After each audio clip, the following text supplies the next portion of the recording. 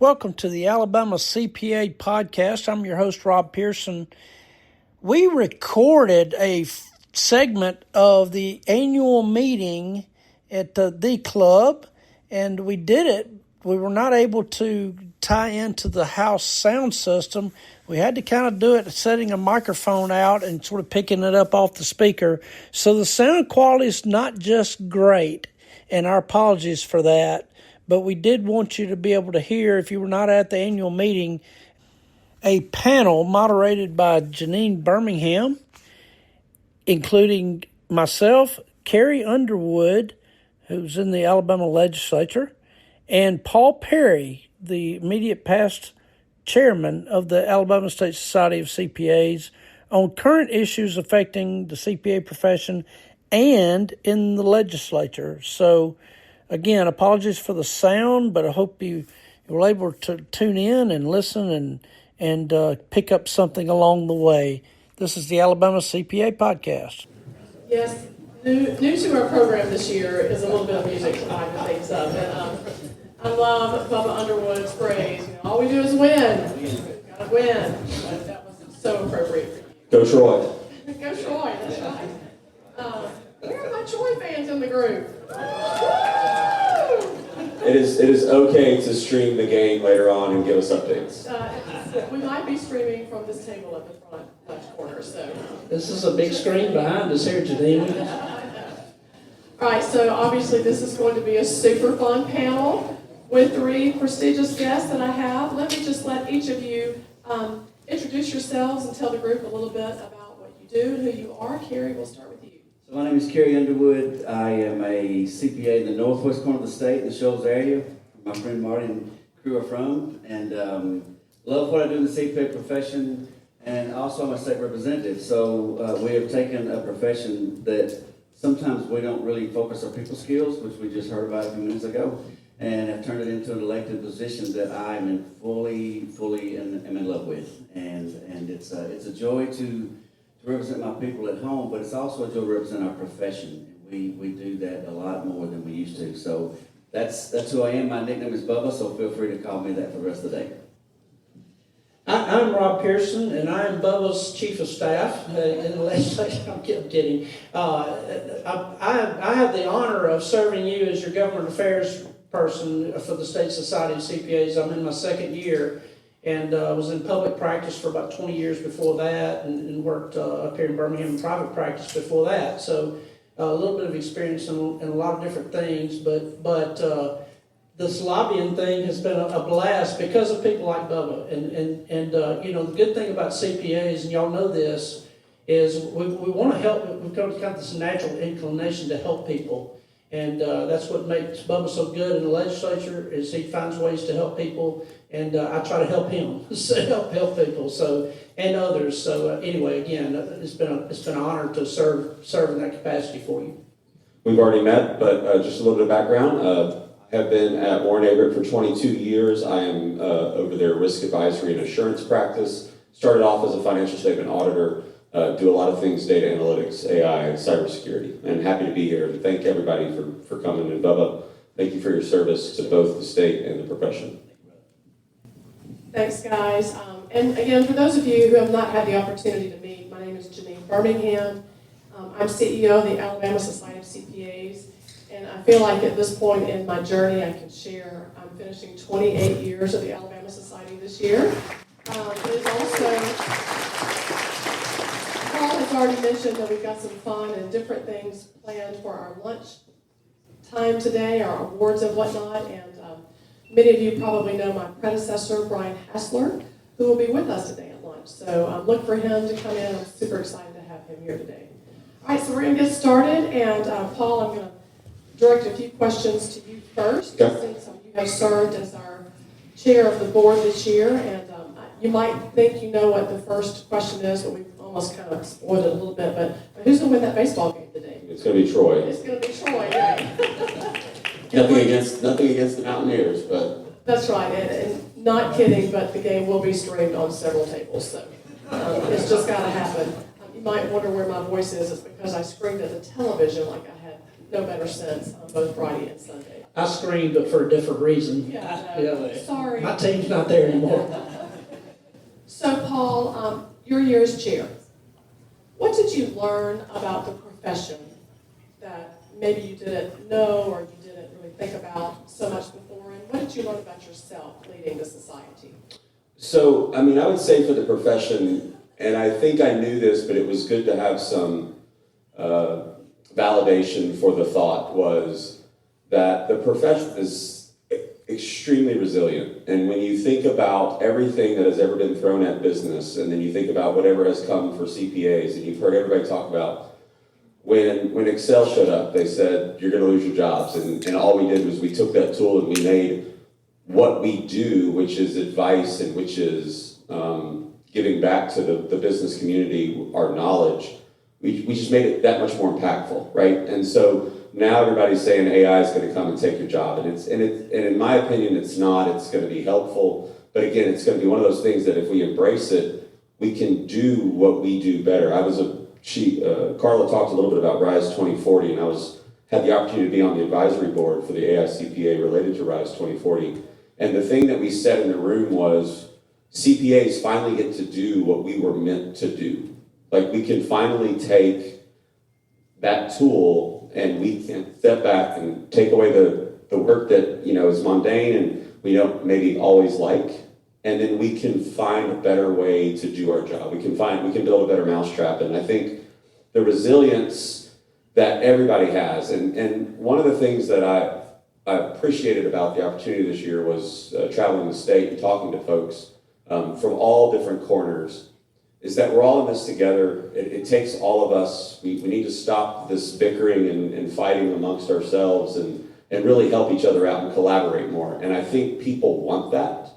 And I think that I've learned that everybody's resilient. It doesn't matter what your expertise is. And so that was the biggest thing for me, is we're in a profession that we can stand in the middle of the ring and we can take the punches and we're going to punch right back and then we're going to go build another ring and we're going to make that ring better, right? And so I would say that's what I've learned about the profession, about myself, that no matter how, sometimes, a little bit about me, I used to, and I still kind of somewhat suffer from imposter syndrome. Am I in the right room? Should I be here? Should I be at the right table?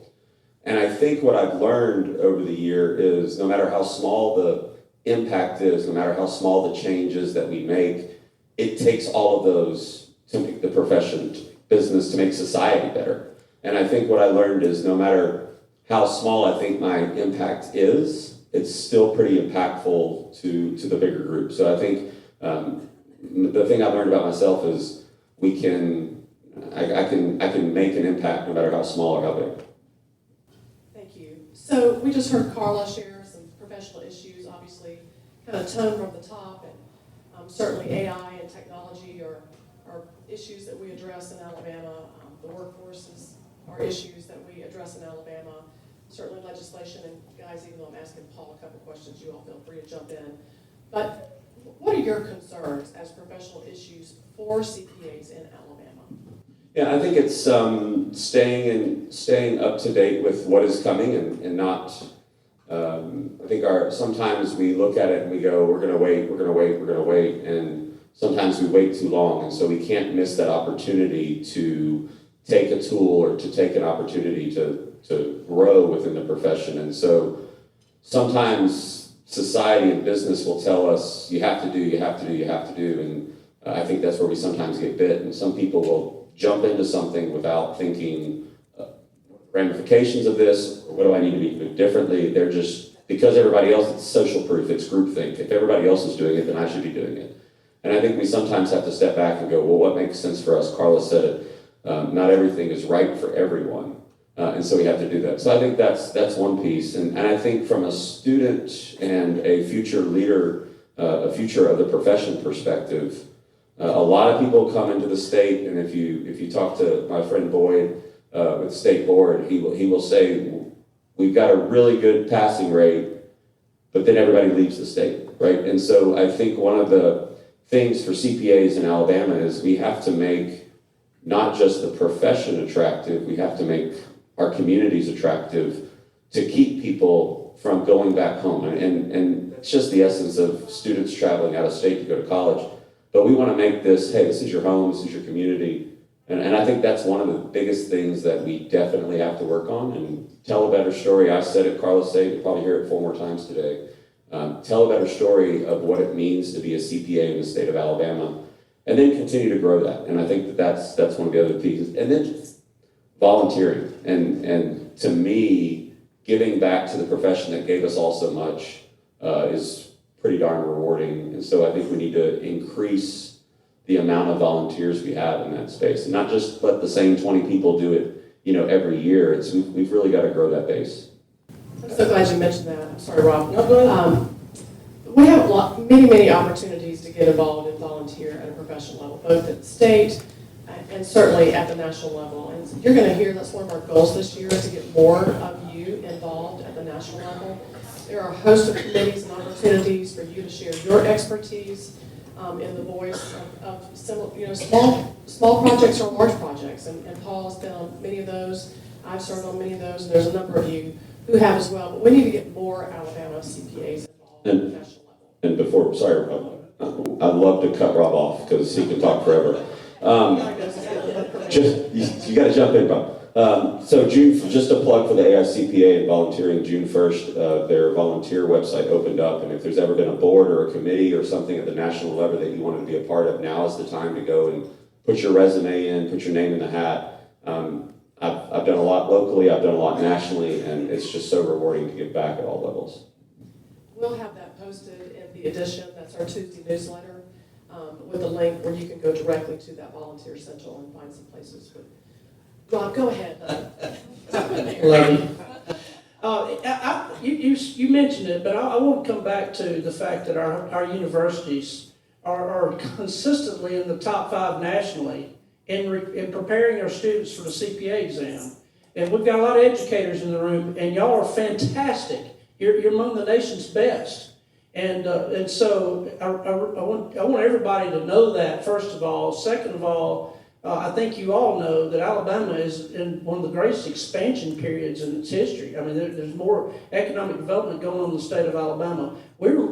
As CPAs, we speak the language of business, and as business expands, because of the policies that have happened in Montgomery over the years of being business friendly and doing things that have sort of leaned in to the opportunities that are out there, and certainly from Mobile to Huntsville, you've seen it. And then the Wall Street Journal just 3 weeks ago said Birmingham, Alabama is the hottest place to go to work right out of college now, like #1 in America.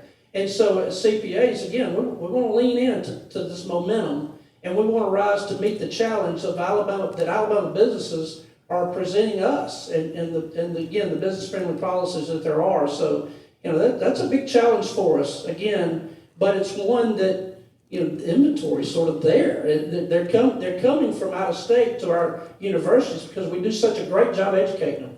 We just want to keep them here. So, a point of privilege, and I know Paul did this right out of the gate, but there are more people in the room.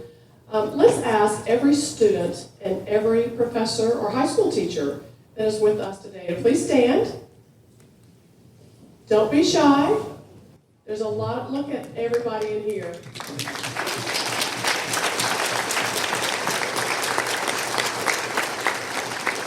And for our students, you just heard that Alabama is an incredible place to find a job and build a career and live your life. So we hope that you think about that. To our professors and my dear friends in the room, thank you for everything you do to promote accounting, to mentor your students, to support your students, and to help us as a profession in Alabama.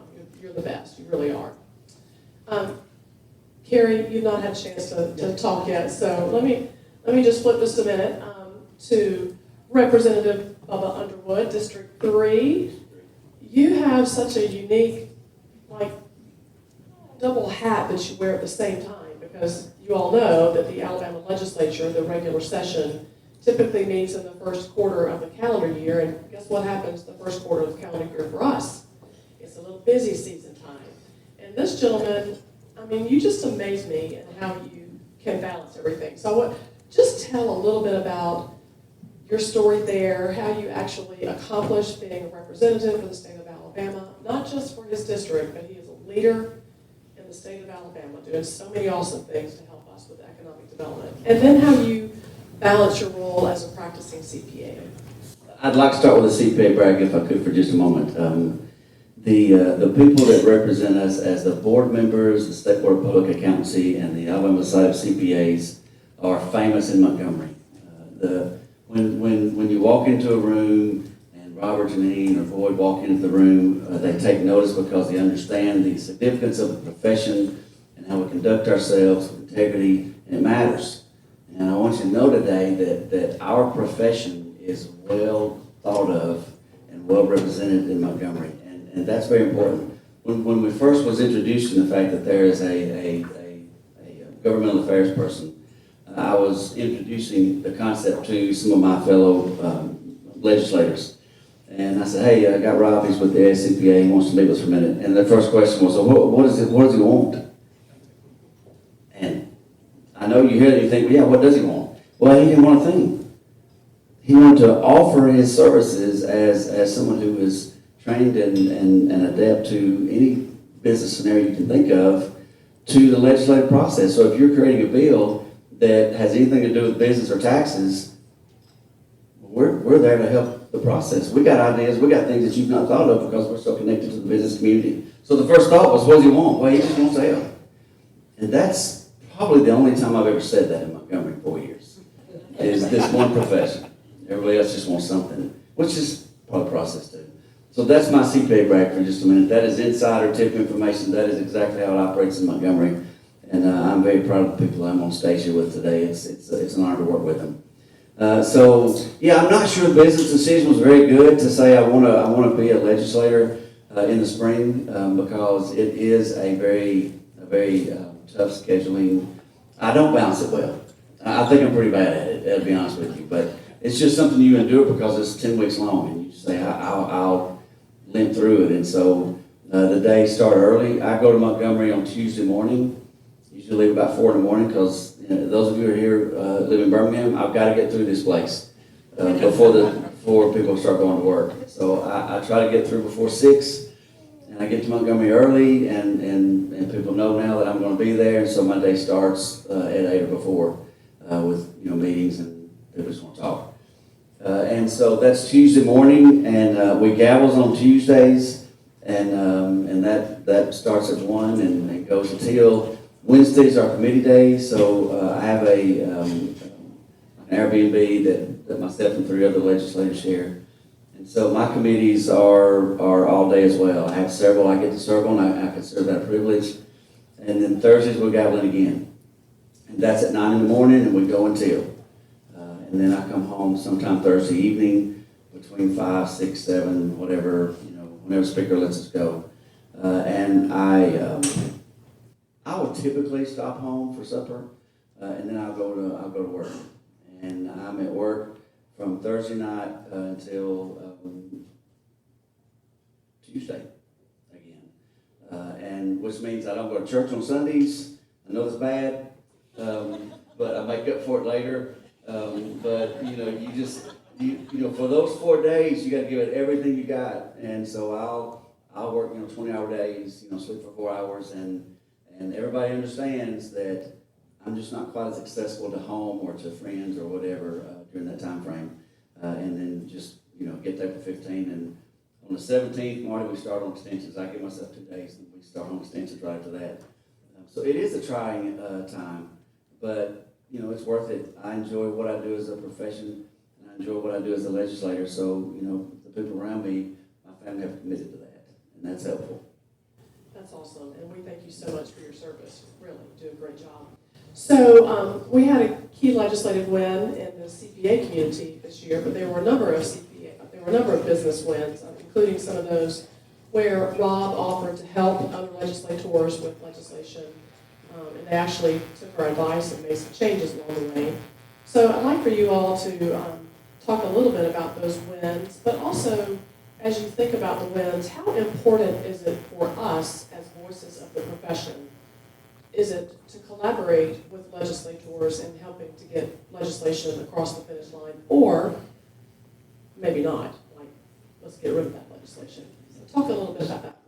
Yeah, defense sometimes is more important than playing offense, as it turns out, and we can talk a little bit about that. But yeah, there were obviously HB 59. If you don't know, that is the Pathways CPA Act, and we got that. Bubba, it was 2 weeks, which was no one understood why the Senate took up. We were the first House bill that the Senate took up this year, and even the senators were kind of mad about that. But they pushed it through. In the first 2 weeks, we wanted that bill passed early so that college seniors could know early what their options were when they got out of school. And so obviously that bill sort of kicked our education requirements to the board for them to make the rule. Of course, they're in the process of making the rule where a bachelor's degree plus 2 years of experience is the same as a master's degree and 1 year of experience.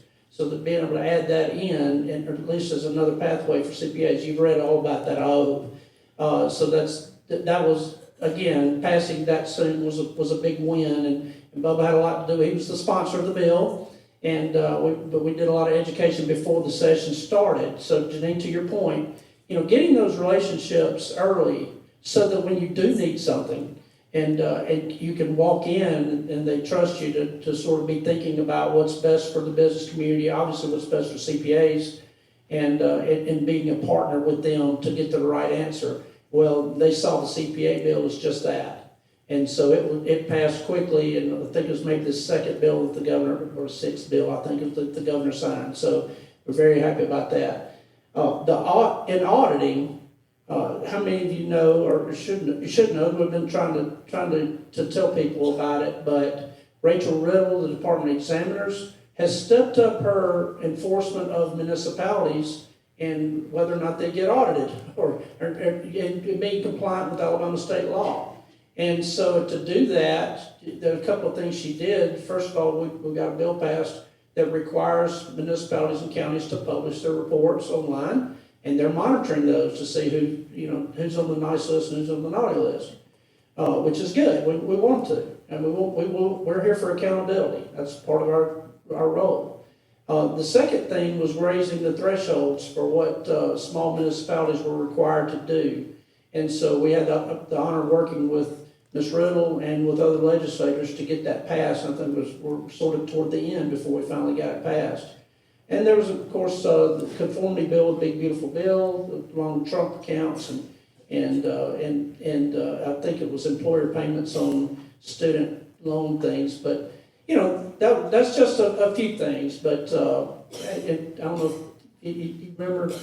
I know you had a bill that you worked on with Senator Gavan on a had to do with bankruptcy and a trustee.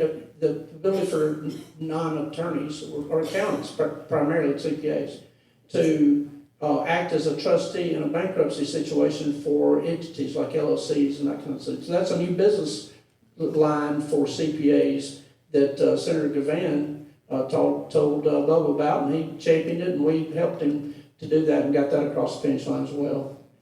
Yeah, it gives a state version of bankruptcy, which is quicker and cheaper than going to the federal level. And it was a good bill, and I mean, I think it might have been the last day or two before when that one passed. But yeah, and sometimes too, do you measure your success as a legislator by the number of bills you pass and the quality of those bills? Well, sure, that's a big part of it, but it absolutely matters the bills that you block sometimes.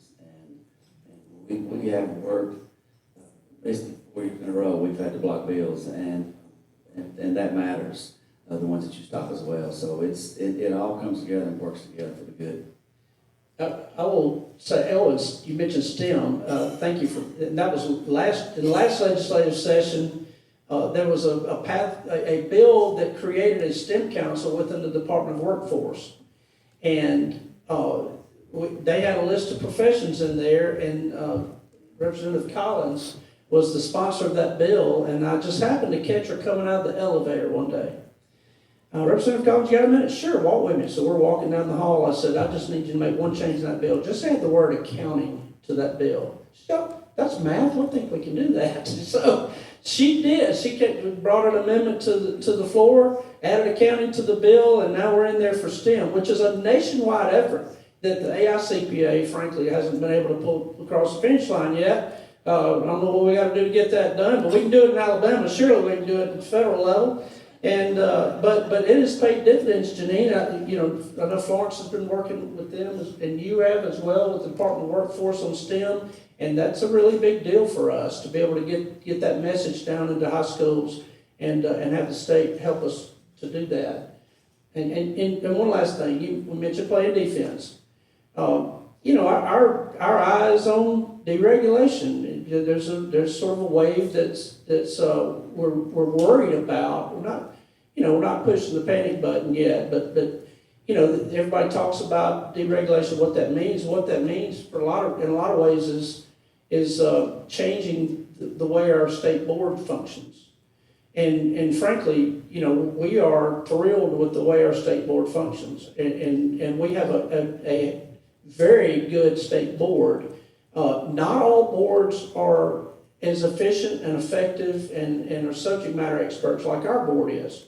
And so you'll hear a lot of talk about, board consolidation and different things, because there are some poorly performing, Bubba's on the Sunset Committee, can tell you, there are poorly performing boards out there. And my job is to remind people around the legislature that don't throw the baby out with the bathwater. Our board is both efficient and effective, and they are subject matter experts. And that is the way that CPAs should be governed. We should be governing ourselves. And it really does work as well as it can possibly work. And so, again, we're all aware of hopefully we're aware of what the board does. If you're not, come see me, because I can help you with several board members in the room who we really, truly appreciate. And we'll continue to educate legislatures on why that CPA board is so important to stay intact the way it is. So let's do a little not a homework assignment, take a little test in the room. Raise your hand if you have a relationship with an Alabama elected official, representative, senator, executive, raise them high. So it would really be wonderful if you would all email Jeannine Birmingham, jbirmingham@alabama.cpa, and let us know who your relationship is with. Because we often have times, we get asked all the time, well, what would my CPA say? Or let me talk to my CPA. We're speaking about, we're trying to educate legislators about legislation. And it would really be helpful if we had a more robust list of what we refer to as key persons. So that's you and your affiliation with an elected official. So homework assignment, if you don't mind, if you would just email me. We don't use these lists publicly, and we use them very judiciously, only when we absolutely have to. But we do get those asked nearly every time we are talking about legislation. So that would be very, very helpful. And Jeannine, I'll add to that the best idea is, we do want to play some offense. Again, CPAs want to help people. They want to help, make businesses easier to grow and employ people and the employees to enjoy better lives. And we all have ideas. The best ideas come from you. And so please reach out to Jeannine or myself and please let us know, you've got an idea that to run through some people, whether it's Department of Revenue or Workforce or the legislators themselves. That's our role. We're here to help you to flesh out that idea and get that done for you. So please, this is an interactive profession. Please keep it that way. So your walk-up song was All I Do Is Win by DJ Khaled. And it's funny, everyone in this room has a text group that you've got funny conversations rolling along. I have probably 6 right now with different family and other members that are Troy University graduates, all about baseball. But during the session, Bubba and Rob and sometimes Boyd and I have a text chain going on. And of course, Representative Underwood's comment was like, all we do is win. All we do is win. But that's not necessarily the truth all the time. We have, Bubba has a bill that he had in 2026 that he'll bring back in 2027, that he has worked collaboratively with our friend, the Commissioner Amanda Sin of the Securities Commission, Alabama Securities Commission. And I'd like for you just to educate the group about what that piece of legislation is. I really like this bill. I think it's a very good fit for a lot of people. It's called a Market Accountability Compensation Fund. Here's what it does in a broad stroke. If you or any of your clients have had some investment fraud where someone has, lied or taken money from you from an investment standpoint, and so you just lost money. We see them quite often, Ponzi schemes and otherwise. There is one of my issues in the Sunset Committee is I don't like these different agencies having a big pot of money just holding it. I think money should circulate and be invested back in the community, and so we were kind of looking over stuff like that, and that started the conversation. The Securities Commission does a really, really good job with everything they do, both investigations and otherwise, and there's some money there from licensing and also from court cases that they win. And how could we invest that money back in the community?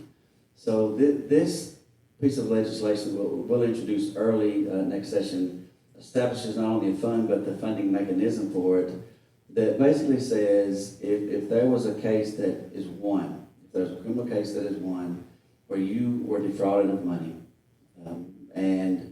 and was ordered to be compensated back. And we all know that a lot of times the monies are gone, so there will be no compensation back to the individual. We're going to establish a fund that says we as a state will give you back $25,000 or 25% of the total immediately by application to the Security Commission. But we give emphasis, which I like, to certain groups of people, which includes seniors and special needs people, that says if this particular group of people are hit like that, it's $50,000 or 50%. And we're going to fund it with $2.5 million up front. Never touches the general fund. These are all license fees that are collected by the commission.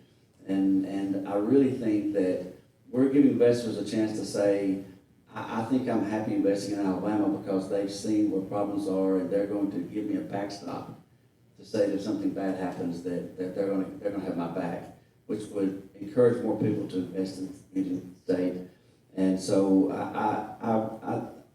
it got out of committee. I was really late getting it in, so that one we understood would not have time to go through both houses. So we're going to introduce it early next year, and I really feel like that's a bill that'll move pretty quick and easy. But I like encouraging people to invest in the great state of Alabama, and I think this will help that happen. So if you were not aware, the Alabama Securities Commission has two CPAs that serve on that board. There are a few appointed positions to that board that are written into their laws, so it's different leaders of the Alabama legislature, but there are also two attorneys and two CPAs, and the Alabama Society of CPAs makes those recommendations to the governor for his or her approval to the board. So currently serving on the Alabama Securities Commission is Christy Andrews, who is with Warren Averett in Montgomery, Alabama, and Alan Carroll, who is with Wilkins Miller in Mobile, Alabama. They do a great job. It's a very important role, and they help us a lot with the commissioner, Commissioner Sin, who's been awesome to serve us as well. So that's something that if you have interest in or you want to know more about, you can certainly let me know, and I'll be glad to tell you about that. So, Paul, let's shift a little bit to workforce development. I know we have a panel that's coming up after this one, but we've talked a little bit about the National Pipeline Advisory Group. We've talked about the gap between what people that hire see and then what students feel like they're ready for. And Alabama Society of CPAs has been working on pipeline issues, recruitment issues, workforce issues, as long as I've been at the ASCPA. In your year, or a few years that you've now served in a leadership capacity at the ASCPA, what do you see, and what are you most proud of that the ASCPA is doing to help pipeline, to help recruitment, to help that workforce development? Yeah, I mean, I would say it's something I said at the very beginning of today is the kind of the recognition that the issue is there, and we're trying to solve it. We do Balance Sheet Bash every year. If you've never been to Balance Sheet Bash, we cover the state. It's a great way to talk about the profession. We bring in individuals from the national level. So Corey Ramsey, who is also a past chair at CPA, usually comes to those. And it's a great way to reach individuals that maybe don't understand the profession as much, right? So we're looking at historically black colleges and anybody within the state that just wants to understand this profession. So I would say that the Balance Sheet Bash, we've done it now 3 years. It's very successful. Every year it grows, and we give away more scholarships. Corey actually has a family foundation, and he gives money to students in the state of Alabama. He's from California, but he says this is big. There's actually 2 other states, I think, that are trying to do the same thing we're doing. Again, Alabama in the lead in something throughout the state. You're welcome. But I would say it's that, and then it's just we're getting into the high schools. I know some of our board members, Matthew Hilburn and others in the past, trying to get into the high schools, trying to start the conversation earlier. Jeannine and I visited at several high schools this past year. And it's, again, just trying to recognize what is happening so that we can make the pipeline issue go away, right? And some people will say that there isn't a pipeline issue. They'll say it's a good pipeline issue, right? There's people available, maybe I don't want them, but it's trying to continue to grow what we're doing within the state. And the ASCPA is doing a lot. You heard Carla McCall talk about the Profession Ready Initiative, which is going to be a great way to handle that gap. Basically, the ASCPA has created a tool that a new hire can sit down and basically do a virtual audit or a virtual tax return and interact with a client and interact with a manager and get review notes and figure out where they lack. And so we're trying to do things at all levels to help grow the pipeline, and we're going to have a great panel later on today to kind of talk about some of those initiatives as well. What I like about the Profession Ready initiative is it's really for all size firms. I was in a very small firm in rural West Alabama, and it's not easy to break away and train the new person. But the new person that would bring a new professional. Thank you, Paul. I'll get it right in a minute. The new professional that we hired out of school, it's not, you can't just sit there and just because we're busy. We're all working, and so small practitioners in the room, this is a way of helping onboard somebody quicker and getting them not just educated but work ready. And I think it's a great initiative the ASCPA is taking on. Yeah, and I'll talk about RISE 2040 for a second. So if you've been around the profession a long time, the ASCPA, about every 15 years, they come up with a new, last one was Horizons 25. Before that, I think it was called Vision 2010. So about every 15 years, they come together and they say, where is the profession today and where is it going to be in 15 years? And RISE 2040, the report is out. You can find it online. And it really helps everybody get to the same table and what are the issues that are facing folks at all levels and what do we need to be doing to respond to that now. It's an ongoing process. RISE 2040 isn't complete because there's still the action that needs to be required, and technology is a big conversation. And when we were in the room, we said, how can you predict technology 15 years from now, much less 15 months from now? And I think that's the big piece that we need to understand as a profession. So the pipeline is there. When I talk to Jamie Carroll, we've been talking about these conversations for 20 years, and they haven't changed. And so it's constantly there, but reacting to what's next. So I think the Profession Ready issue, sorry, I'm stuck on that word too, is just going to be the neatest tool. I think it will be one of the neatest tools that the profession has seen. And actually, I hope we can even play in that space a little bit just so that we can tell a better story to our students about what this is. I definitely think that it will play an important role now that students have multiple pathways to choose their higher education experience. So they're going through a reality type simulation, and they get feedback. They get feedback from these virtual managers and whatnot on where they're doing well and where they're making mistakes and all the advice. So that's going to be a really cool tool. If you know Carl Mays with the ASCPA, he's the one running for the ASCPA, and he's done a really good job of promoting this. It's probably coming out in the next 6 to 8 months, I would say, next year. But it's going to be really helpful, and so firms need to be looking for that coming. So speaking of, and Bobby, you can certainly chime in as well, just representing a much smaller firm, but Paul, what do you see are the gaps right now? And mix in the conversation of technology, specifically AI, but where are the gaps right now, and what can firms do to better help transition their young hires, their immediate hires into the work? Yeah, I mean, I would say that the biggest piece, the biggest gap is the way we've done it is not the way we will be doing it. And so what we know and what we feel comfortable with in teaching our young staff on how we've done things, it's going to dramatically change. And when you think of AI and you think of this inequality of understanding that I like to talk about, where everybody understands it differently, yet we are all trying to use it in a very similar way, that can really bite us in the backside, because we don't need to be applying it in a way we don't understand, right? So we need to be upskilling everybody on what is coming, and that's hard because we don't know what's coming. But technology is always going to be that factor that makes our lives a little bit more convenient, and so we need to constantly be thinking about.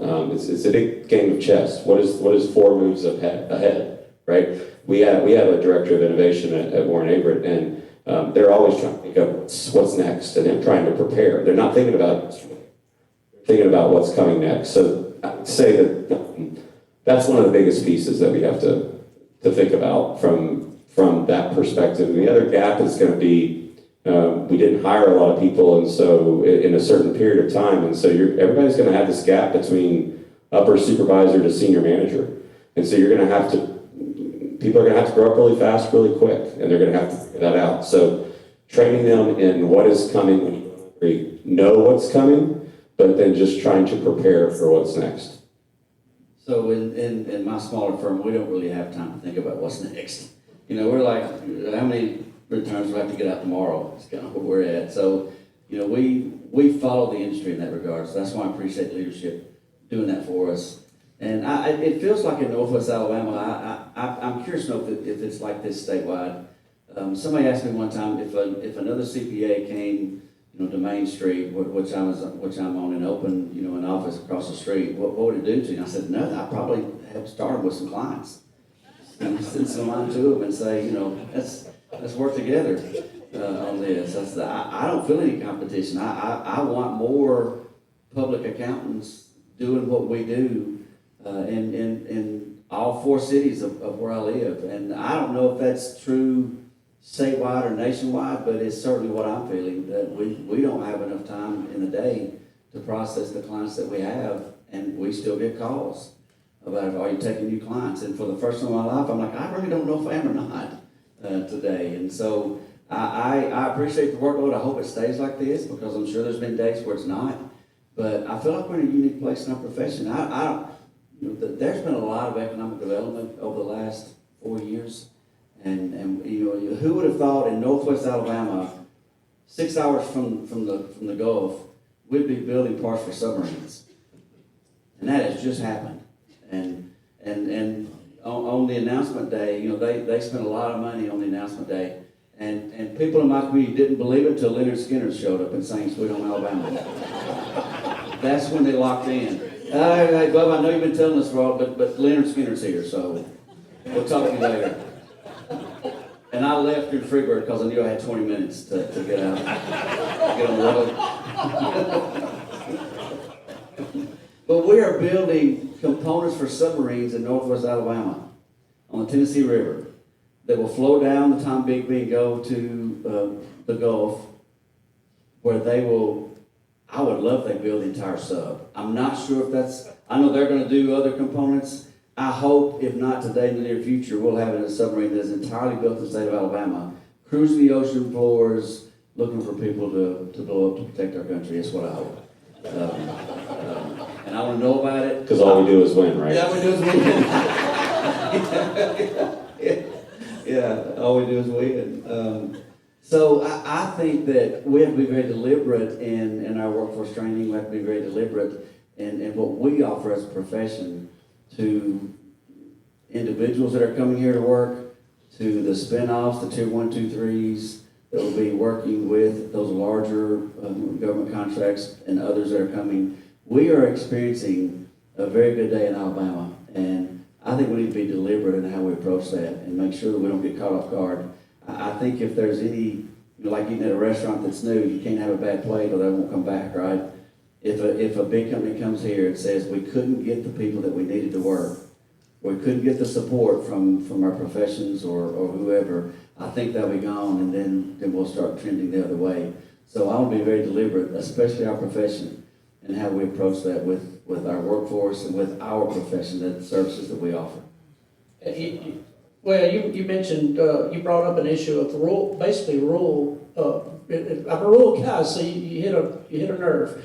I did a lot of professions. We've got doctors. Obviously, rural area needs doctors, so there's tax credits for doctors to move to rural areas. There's other professions doing some initiatives, and I think that's something that maybe we can explore in the future. Is how do we re-equip rural Alabama and rural America with CPAs? And because there's a place for CPAs in rural America, and so that kind of touches on exactly what you're saying. So, Bubba, we're in an election year. In fact, in Montgomery, it's runoff day, Montgomery County. We have the longest serving governor of the state of Alabama, Governor KIV. 2027, the new quadrennium. Rob, that's your word. It is. Well, He it's learned the that word. He learned that word this year. Quadrennium. Maybe Matthew, maybe you learned that word this year. He did. Okay. One of the things you learn when you pick up this lobbying business is quadrennium. Quadrennium. So 4-year cycle. We'll have a new governor. We'll have a new lieutenant governor. We'll have a lot of leaders for the state. If you can, what are you hearing, and what do you think the spirit of the new legislature will be in 2027? And do you think that we will be hearing about some of those sexy topics like gambling again? So, Governor Ivey has done an exceptional job. I have a lot of respect for her. I feel pretty confident that it'll be Governor Tuberville in a few months. It just feels that way. That may not be the case. He came to speak to our caucus while we were in session, and so when it was finished, all the legislators, of course, ran to him to try to, shake his hand, get your picture made with him. I went to the guy who's going to be his chief of staff, because that's how you get to the governor. I mean, that's just how it works. So he's got a couple of staff members, should he win the election, that's going to come with him that are very, very good at what they do. Emery Cox is one, and Jordan DeFexis is the other. Jordan will be his chief of staff.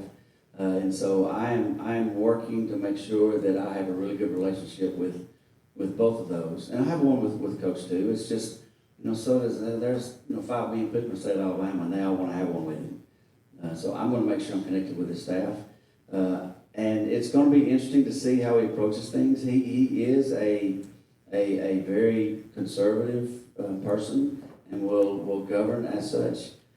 And so there will be, some efforts, I'm certain, to make the government itself smaller. He's experienced that in D.C., and so I feel like he's going to do some of that, which is why we'll stay on top of our profession there.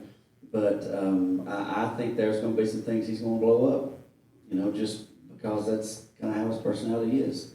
And we'll sometimes that's good, but sometimes it's not.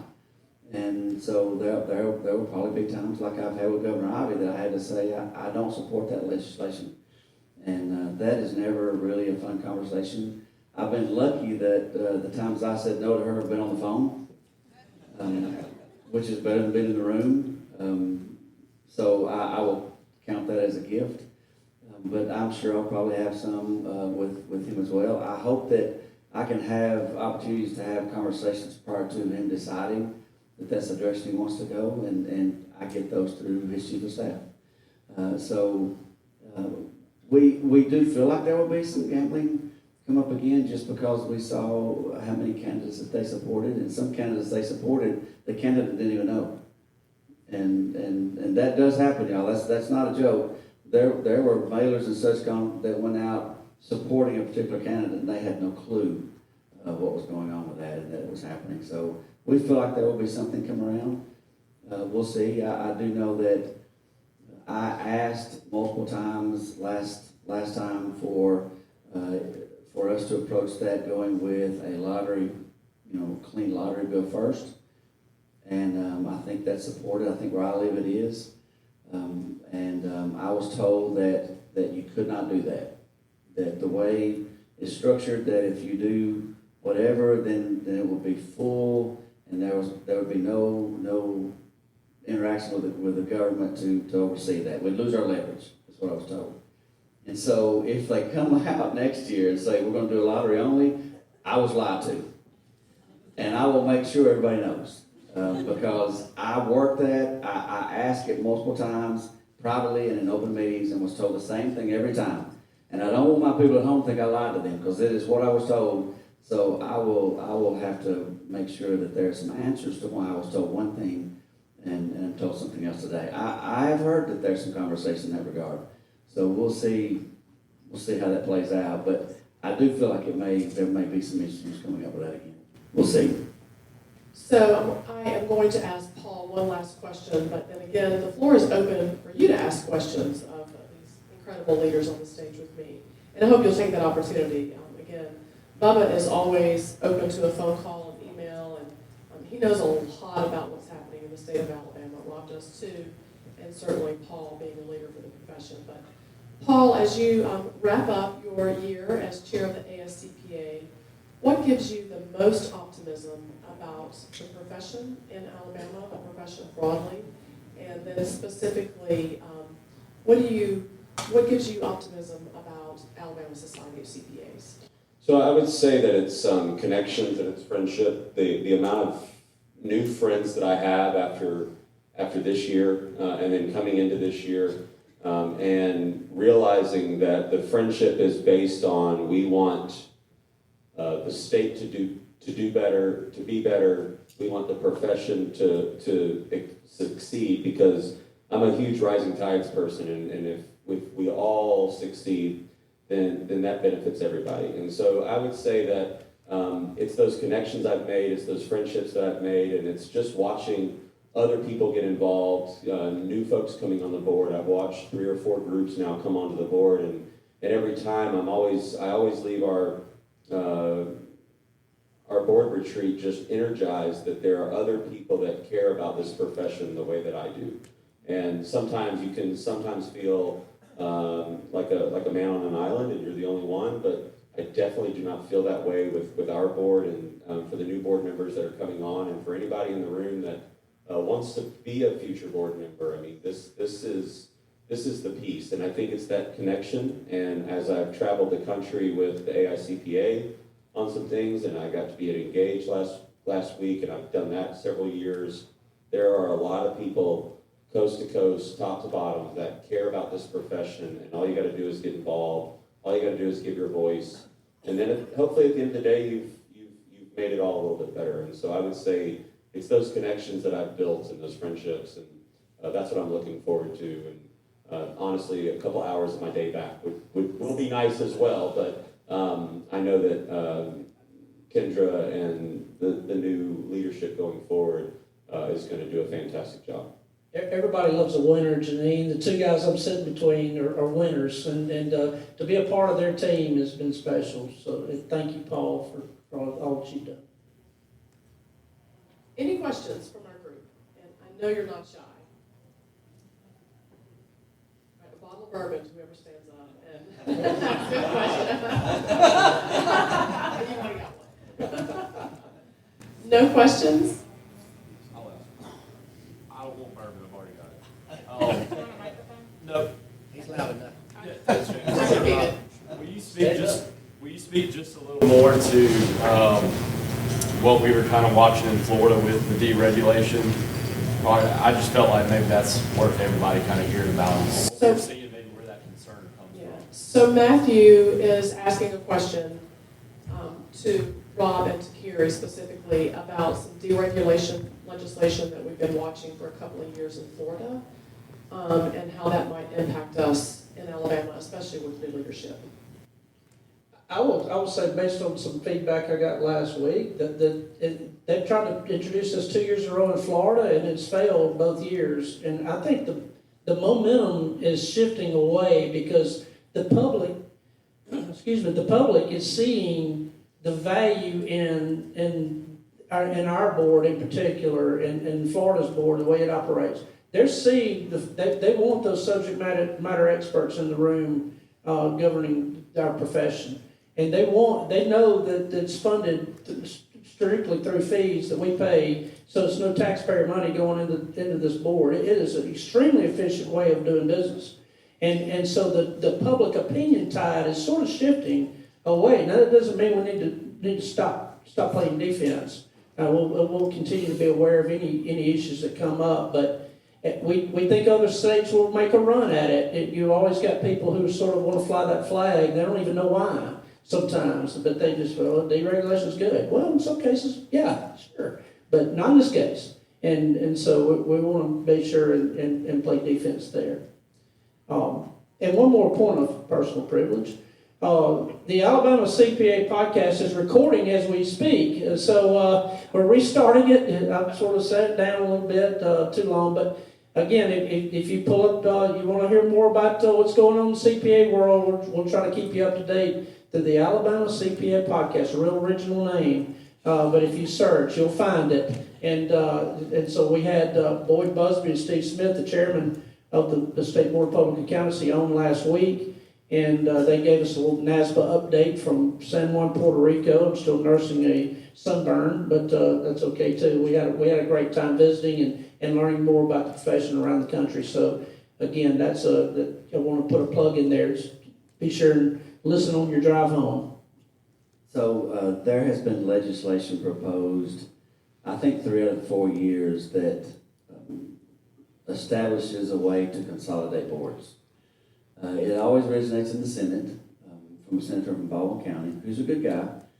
And, I as well believe in, you just got to make sure government doesn't expand too far too fast. It is a natural tendency of a government to do. So, you just got to watch that. But he has been unsuccessful all 3 years. But in all 3 of those years, the boards were identified specifically that were to be included in that consolidation. And we have made certain in every single time, and we'll make certain every single time going forward, that our profession is excluded from that list. And that's something we committed to. It is known not only in the House but in the Senate that that's one of those off-limit things, as far as I'm concerned. And so we'll keep making that push. So if you do see something, again, realize that it's had a history of losing. But even if it is presented that we will work to make sure our profession's out of it, if it is not out, you will all know. We'll make it very public. Please help me thank Bubba, Rob,